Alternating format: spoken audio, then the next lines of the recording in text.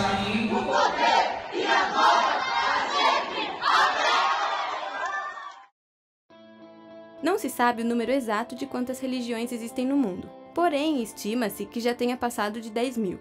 Segundo dados do IBGE do censo de 2010, o Brasil possui cerca de 86,8% de cristãos. Desses, 64,4% são católicos e 22,2% são protestantes. Logo após, temos do Espiritismo, com 2% de seguidores, o Budismo, com 0,13%, Candomblé e Umbanda, com 0,9%, e o Judaísmo, com 0,6%. Embora o Brasil apresente uma vasta diversificação religiosa, é notável o aumento significativo de pessoas sem religião, que, segundo os dados do IBGE de 2012, já computam cerca de 8% da população. Se esse número de pessoas fosse considerado como uma religião, por exemplo, esta estaria como a terceira maior do país, perdendo apenas para o catolicismo e protestantismo. Para a gente entender um pouco a religião, a gente pode fazer uma metáfora com a linguagem. A língua portuguesa, ou qualquer uma, incorpora situações, palavras que surgem da experiência da sociedade. Então está continuamente mudando. Essa ideia de que as religiões não mudam não é verdadeira. Elas mudam sempre. Eu acho que hoje as religiões formais elas estão de uma certa crise. Eu diria que a nova geração, os nativos digitais que nasceram de 2002 para cá, eles não carregam tantos preconceitos de seus pais. Eles são mais abertos, eu acho que eles querem explorar. O jovem, ele tem uma religiosidade e muitas vezes ele não tem uma aderência a uma religião formal. Há uma expressão nos Estados Unidos que eles gostam muito, usam e tal, que é I am spiritual but not religious. Eu sou espiritualizado, mas não tenho religião formal. Eu acho que eles são menos adeptos à religião, mas eu sei que eles são muito mais adeptos à espiritualidade. Até porque hoje a tecnologia e a abundância de informação que nós temos por conta da era da internet e digital que vivemos, o jovem ele é exposto a muito conhecimento. O jovem hoje em dia tem impedimentos para realmente seguir esse instinto do divino. Porque quase que tem que entrar em uma luta, em uma tensão entre um mundo que puxa para o imediato, para absoluta independência, autonomia, para fazer somente aquilo que eu gosto, aquilo que eu mais me atrai, simplesmente porque me atrai, porque é gostoso, não? É extremamente difícil você contagiar hoje uma pessoa nova dentro da religião, levar ela ao sagrado, levar ela a um Deus, onde está tudo muito perdido, muito deturpado. Um mundo que vive como se Deus não existisse. Eu lhe diria, não é que negue a existência de Deus, que é muito difícil o homem negar a existência de Deus. A transcendência faz parte da própria estrutura psicológica do ser humano. Mas ele vive como se Deus não existisse. Então, atrair o jovem para uma entrega numa sociedade assim, numa família cada vez mais distante, não é fácil. Por isso que o número de sacerdotes é cada vez menor. Dentre os 8% de brasileiros que se declaram sem religião, a maioria são jovens com a idade média de 26 anos. Embora seja um número expressivo, esse dado não deve ser interpretado como um avanço do ateísmo na juventude, mas sim como um notável desapego a instituições religiosas. Apesar desse quadro, ainda existem jovens que se dispõem a seguir uma trajetória religiosa e almejam se tornar autoridades espirituais, os assim chamados jovens sacerdotes. Sou Creone Brandolfo Teles, eu sou frei da religiosa congregação dos Oblatos de São José. Há 8 anos que faço parte dessa congregação e estou aqui em São Paulo, cursando faculdade de Teologia. Atualmente sou formado também em Filosofia, eu tenho 24 anos de idade. Meu nome é Gabriel Fiuza, eu tenho 21 anos, sou cearense e há pouco mais de um ano eu mudei para São Paulo. Eu faço parte de uma grande equipe missionária. Meu nome é Joey, eu tenho 23 anos, eu sou um monge.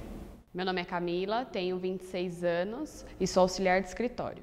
Na verdade, eu sou cota. Meu nome é Antônio Marcos Souza Nascimento, eu sou brasileiro, sou muçulmano e tenho 19 anos. Eu trabalho na mesquita, como no trabalho de limpeza geral da mesquita, porém ajudo também, né, em traduções de aulas religiosas na mesquita e tradução do sermão na sexta-feira.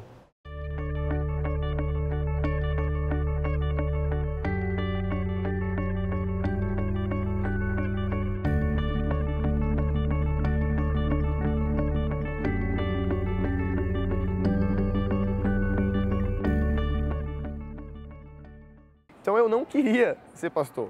Por mais que eu senti que era uma vocação de Deus para minha vida, eu lutei contra isso.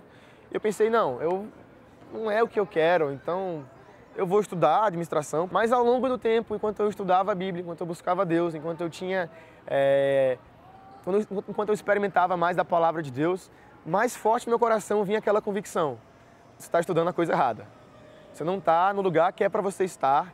Eu te chamei para algo maior, eu te chamei para viver os meus planos para a sua vida. E eu sentia Deus falando isso para mim. Foi um processo um pouco lento. Eu comecei a praticar nesse templo há 2 anos, agora estão fazendo 3 anos. Fui me interessando cada vez mais pela prática e, eventualmente, eu decidi que era isso que eu queria fazer da minha vida mesmo. Claro, houve também um processo de certa frustração com as demais opções que eu encontrava na minha vida. Cota é um cargo que auxilia a mãe de santo, auxilia os filhos dentro da roça, que faz toda uma parte de rezar, de fazer comida. Foi o Inquice quem me deu esse cargo. Eu já nasci com ele, eu não escolhi. Eu sou muçulmano convertido, 3 anos. Porque antes desses 3 anos eu não falava, digamos, eu sou cristão, ou eu sou judeu, ou Deus é esse, ou meu Deus não é esse, ou minha religião é essa ou essa, não. Eu apenas cria em Deus. Chegava à noite, eu pedia, ó Deus, me ajude. Mas, porém, eu não sabia quem era esse Deus. E quando eu conheci o Islã, tudo se fechou.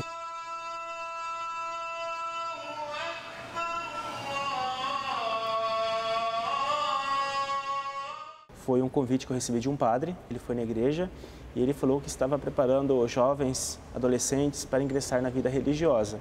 Eu não conhecia nada. E aquilo veio como uma possibilidade de conhecer o que é o ser um padre, o que faz um padre. E para mim foi um grande desafio porque eu sou do Mato Grosso. E na minha atual cidade que eu morava, eu não tinha seminário. Eu tinha que ir para São Paulo para poder se formar. Eu conheci a religião através da minha mãe. Ela ia quando eu era pequena, mas era Umbanda. E aí depois eu tive um contato com uma prima que era do Candomblé. E aí eu gostei, eu já estava com 14 anos. E aí a partir dali me despertou uma curiosidade e aí eu quis saber o que era mais aquilo. Quando eu me senti chamado por Deus, foi no momento que eu nem estava tão bem com Deus, na verdade. Eu não estava tão perto, eu estava chegando ainda na igreja, assim, me envolvendo mais. E nesse momento eu senti uma voz quase que falando comigo, tipo assim, Gabriel, você vai ser pastor. As pessoas me perguntam muito, me fazem muito essa pergunta: por que você se tornou monge? Francamente, eu acho que eu não tenho a resposta dessa pergunta. Eu não sei dizer por que eu me tornei monge. Eu acho que as perguntas, de maneira geral, são sempre uma super complexificação de algo que é muito mais simples. E a resposta sempre é uma super simplificação de algo que é muito complicado. Olha, desde criança, recordo que minha família era de igreja. Então, eu fui bem marcado, influenciado a poder participar. Isso marcou muito a minha essência, o meu jeito de ser. Recordo dos meus pais me levarem muito cedo para a igreja, colaborava em algum outro evento que tinha, nas celebrações. E aquilo acabava afetando também de alguma maneira positiva, então isso me marcava. Eu conheci o Islã em um livro que chamava Conflitos do Oriente Médio. No final do livro estava escrito o Corão Sagrado, aí eu comecei a procurar, isso me chamou a atenção, isso me despertou. Eu senti, digamos, uma dúvida por isso. O que é isso? A minha mãe, ela sempre me apoiou em todas as coisas que eu decidi fazer. É uma pessoa que, se eu tivesse decidido virar qualquer coisa, ela teria me apoiado. E o meu pai achou legal, talvez ele tenha ficado um pouco surpreso, não sei. Meus pais nem são tão envolvidos na igreja como eu sou e nunca tiveram resistência nenhuma quando eu apresentei a ideia de estudar teologia, de querer exercer essa vocação. Quando eu falei, mãe, eu tenho certeza que é o que Deus tem para mim, pai, eu sei que é isso que Deus tem para mim, eles me abençoaram 100% e eu não teria tomado essa decisão sem a bênção completa deles. Minha mãe não aceitava, ela falava que não era uma religião a ser seguida, porque minha família sempre foi criada dentro dos costumes católicos. Então não foi muito fácil não, foi meio que uma imposição minha mesma. Eu quero e é o que eu vou fazer. Desde criança, meus pais, por participarem da igreja, ter uma presença significativa, quando manifestei o meu desejo, eles apoiaram muito bem a minha vida, a minha caminhada. Criaram situações para poder tomar conhecimento da minha vocação. Até hoje, são presenças significativas na minha vida, procuro estar ciente do que eu estou fazendo, me acompanham mesmo distante, tem essa proximidade. Não, a minha família não é convertida, eu sou o primeiro muçulmano da família, graças a Deus, porém a minha família não aceita. Eu tenho um convívio com eles, eu tenho um convívio. Porém, o que eu percebi, depois que eu falei que eu sou muçulmano, isso, digamos, afastou um pouco. Apesar de cada religião ter sua própria essência, práticas, rituais e costumes, o que todas têm em comum é possuir um sacerdote, alguém que exerce o papel de líder e guia. A palavra sacerdote vem do latim sacer, significa sagrado, e dos significa dom, ou seja, dom sagrado. Os sacerdotes são conhecidos desde as sociedades primitivas e geralmente são vistos como a própria representação do divino. Eles exercem atividades que vão de passar os ensinamentos da doutrina até os cuidados com o local religioso. A maior missão de um líder espiritual é ele trazer sentido para a vida espiritual do ser humano. É ele conectar ele com o ser superior e levá-lo a entender que existe algo além disso que a gente vive, que é o mundo físico. Um pastor, ele cuida de pessoas. Mais do que dar uma palestra aos domingos na sua igreja, ele está ali para não só aconselhar as pessoas, mas para ouvi-las também. Então é alguém que tem a missão e a honra de poder responder às perguntas das pessoas à luz da Bíblia. A gente usa a etimologia, o padre é um pastor. Usamos esse significado, o padre é um pastor.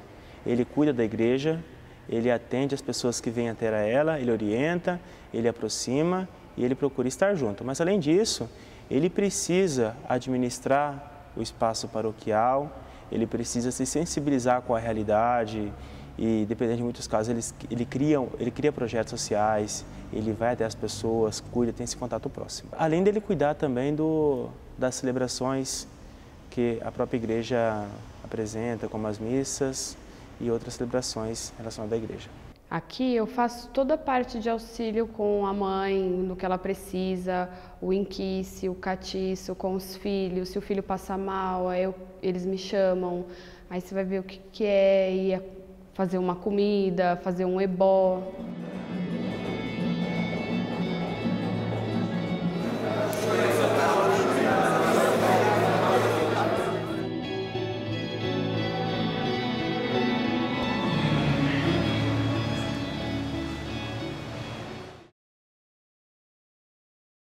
Hoje, para ser padre, a igreja pede que tenha uma formação acadêmica de filosofia e teologia, o que compreende em torno de 7 anos. Mas depende muito de cada ordem religiosa. No meu caso, um período de formação para o sacerdócio, para ser um presbítero, varia em média de 10 anos. Porque além da filosofia e da teologia, temos algumas etapas formativas que compreendem o processo, no qual inclui o noviciado, assistentado e postulantado. Aqui no Brasil não tem faculdades para a pessoa se tornar um sheik, não tem faculdades islâmicas. Então a pessoa deve buscar em um dos outros países para a pessoa estudar o Alcorão, estudar o exemplo do profeta, estudar a lei islâmica. As etapas para você se tornar monge primeiramente você tem que fazer uma cerimônia chamada de Ukai, onde você recebe seus preceitos, você recebe seu nome também. E depois você vai fazer um treinamento. Esse treinamento preferencialmente é feito no Japão e você precisa ficar pelo menos 1 ano em treinamento lá. Não há um tempo máximo de treinamento. Depois de pelo menos 1 ano, aí você consegue a graduação, você é um monge formado. Dentro do candomblé, nós nos iniciamos, passamos pelo processo de indumbe, então ele fica um tempo aprendendo, vendo os rituais, como é feito. Depois ele passa de indumbe a muzenza. E essa transformação é o raspar para o santo, é o se iniciar, é o perder o mucunã, o cabelo. Nós perdemos a nossa vida social e pessoal para renascer para uma vida espiritual. Depois cumprimos 3 meses de preceito e 1 ano de algumas coisas, e depois 7 anos aonde você dá a sua festa, ao qual você comemora a sua maioridade no santo. Então, a partir do seu 7º ano de obrigação é que você se torna um pai ou uma mãe de santo. Na vida temos que renunciar a muitas coisas, mas o padre, através dos votos que ele faz, no qual ele se consagra a Deus, que são os votos de castidade, pobreza e obediência, ele faz esse gesto, ele renuncia ao mundo de certa maneira para poder viver uma liberdade. Então isso acaba sendo algo bem delicado, mas também significativo, porque não é simplesmente renunciar, mas ele tomar uma noção e buscar um outro tipo de liberdade que não aprisiona a realidade do mundo. Até no mundo nós vamos encontrar profissões que exigem maior ou menor entrega. Pense, por exemplo, no militar. O militar, ele tem necessariamente saber que ele não vai ter residência fixa. O jovem que quer aspirar à vida religiosa, pensando sobretudo no sacerdócio, ele vai ter que abdicar da vida de família dele, da paternidade, porque ele não vai casar, o celibato. Ele vai ter que abrir mão da própria vontade, livremente. É um ato livre da vontade por um bem superior. O sheik, ele segue todas as regras do Islã, né? Apesar que muitas pessoas acham que o sheik, ou o líder religioso, ou o exemplo, ou o pastor, ou o padre, ou o monge, são pessoas que ficam isoladas da sociedade, rezando bonitinho lá o dia inteiro, pedindo a paz do mundial. Não, isso aí não é verdade. Nós temos nossas atividades normais, nossos compromissos. Temos nosso time de futebol que nós torcemos também, né? Então, eu não vejo com regras rígidas. A sociedade ela tem isso, que o pai, que a mãe não erra, não namora, não tem vida, vive somente para aquilo. O que é muito interessante para nós é perceber o comprometimento, o interesse da pessoa e você vê na pessoa o quão a sério, o quão interessada ela está naquilo que ela está fazendo. Se ela está seguindo as regras ou não, ninguém vai ficar medindo se essas regras estão seguindo ou se não estão sendo seguidas. Então, é algo que fica um pouco mais aberto, né? Se você for estudar a Bíblia com sinceridade, você vai ver que a Bíblia não é um livro de regras. É um livro que te ensina a se relacionar com o seu Deus. É um livro que te ensina a viver esse relacionamento de amor. Então, eu não vejo um Deus com aquela barba branca apontando para baixo, falando, pecador, você está errado. Não, eu vejo um Deus que me ama, mesmo quando eu falho. Se ele está num período de obrigação do santo, ele tem que se abster de relação sexual, bebida alcoólica, lugares agitados, campos santos. O que são esses campos santos, né? A força da natureza é o orixá. Então, tudo onde o orixá se representa, onde ele se manifesta, nós não podemos ir. Então, mar, cachoeira, sair embaixo de uma chuva, né? Estar nesses campos santos. E se guardar 6 horas da tarde, não estar em local aberto, nas ruas, encruzilhadas, né? Se está de obrigação estar sempre com seus contreguns, com a cabeça coberta.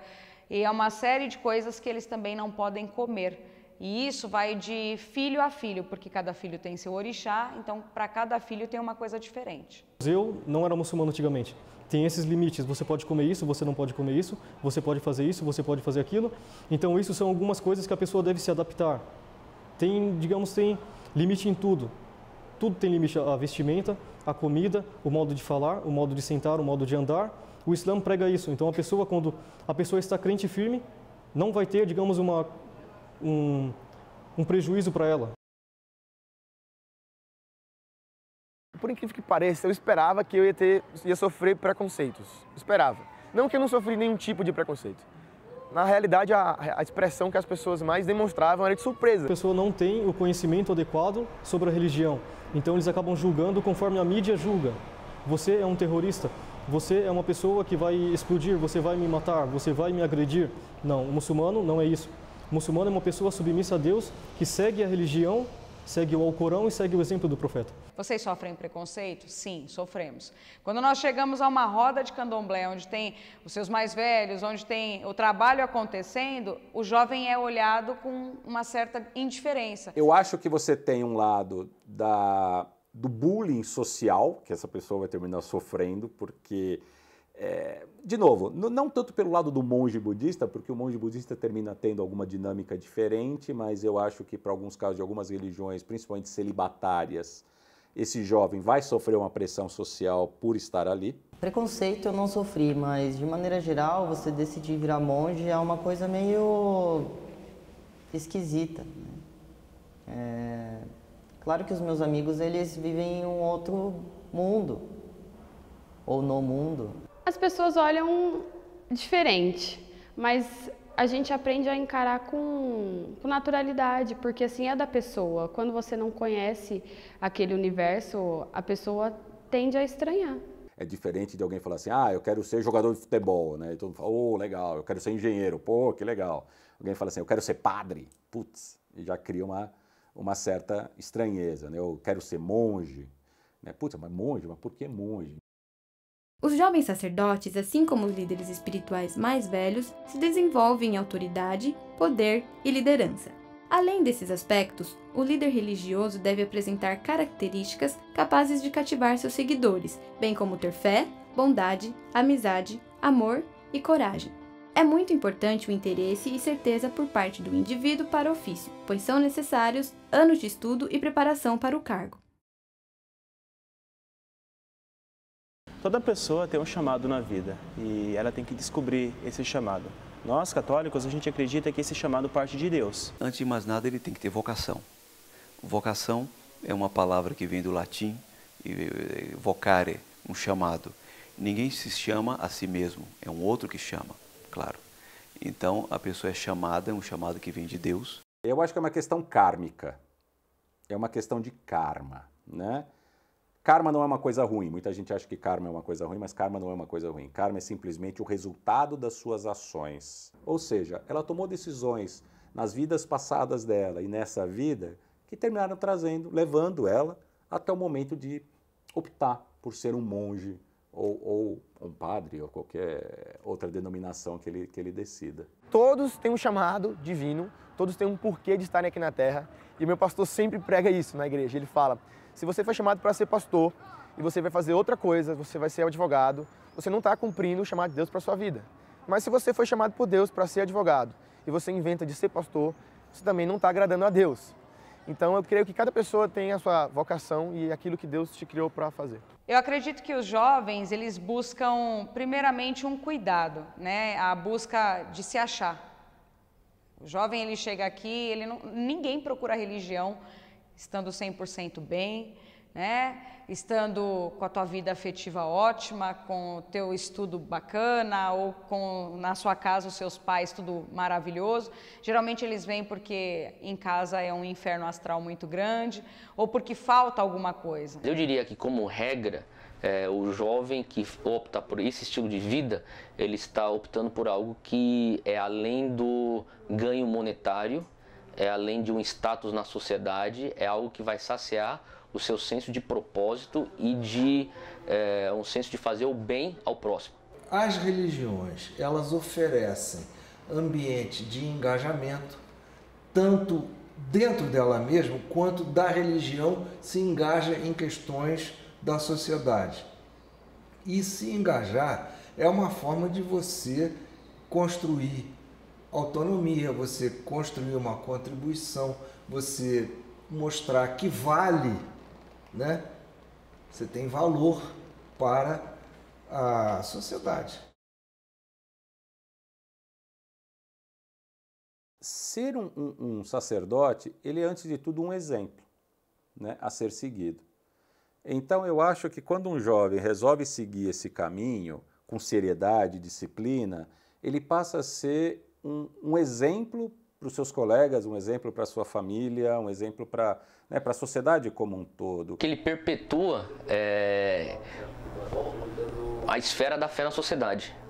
Sem padres, a Igreja Católica morre. Então, quando você começa a ter pessoas que falam assim, eu quero me preparar para ser um líder religioso, aquela série de valores com aquela religião, ela perpetua, ela tem continuidade. Encontra pessoas que abriram mão da carreira, de um futuro promissor, da própria vontade de constituir uma família. É um testemunho. Esse aí fez um ato de entrega.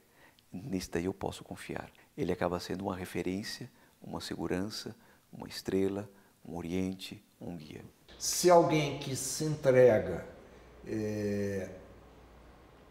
pluralisticamente a uma profissão sagrada, essa pessoa é muito bem-vinda, porque as religiões, elas não podem ser descartadas assim, com essa facilidade. Elas têm e devem ter, e devemos exigir que elas tenham uma contribuição para o avanço, para o caminhar da humanidade. O cristianismo, o fenômeno do cristianismo, vamos dizer assim, dividiu a história. Entender, por exemplo, mesmo as sociedades pagãs anteriores a Cristo, pense que não haviam, por exemplo, obras de caridade, orfanatos, hospitais para idosos, etc. Essa é uma realidade cristã, de alguém que compreende que o ser humano tem que ser amado ainda quando ele não é útil, porque é transcendente, porque ele é uma imagem de Cristo. Na verdade, quando nós adentramos ao candomblé, nós renascemos pela segunda vez na vida. Nascemos da barriga da nossa mãe, temos os nossos vícios, os nossos erros, e ao chegar ao candomblé é nos dada a segunda oportunidade de renascer para o santo. Então, nos tornarmos uma pessoa melhor, uma pessoa afável, uma pessoa mais humilde, uma pessoa menos egocêntrica. Tudo isso o candomblé nos oferece. O Islã, ele prega, digamos, a preservação da pessoa, seja a preservação externa e interna. O muçulmano, por Deus, Deus proibiu as coisas que são ilícitas. Todas as coisas que são prejudicial, Deus proibiu. E todas as coisas que são benéficas, Deus licitou. Porque o Islã é um modo de vida. Não é apenas eu dizer, eu creio em Deus, não. O Islã é prática. O que a prática budista mais traz para a sua vida é uma consciência mais sensível do mundo. Do mundo, assim, não só as coisas que estão fora de você, mas também as coisas que estão dentro. Então, prática budista, o que interessa é você aguçar a sua consciência. Eu acho que a mensagem que o cristianismo passa, ou um grande ensinamento do cristianismo, é o amor. É o amor que é a razão pela qual as coisas existem. A Bíblia fala que Deus amou tanto o mundo que Ele enviou o Filho dele para que as pessoas não se percam, para que nenhum se perca, mas que cheguem até a vida eterna. O amor e o respeito. Cuidar e amar. A igreja, ela cuida porque ela é mãe, porque ela está próxima, porque ela consegue dialogar com todas as pessoas, ela consegue chegar até as pessoas e as pessoas conseguem se sentir bem com ela. E amar, porque ela consegue vencer as limitações e gerar um diálogo, um entendimento, transmitir uma esperança, uma vida, o ideal. As religiões, elas são um experimento gigantesco, sensacional de civilização.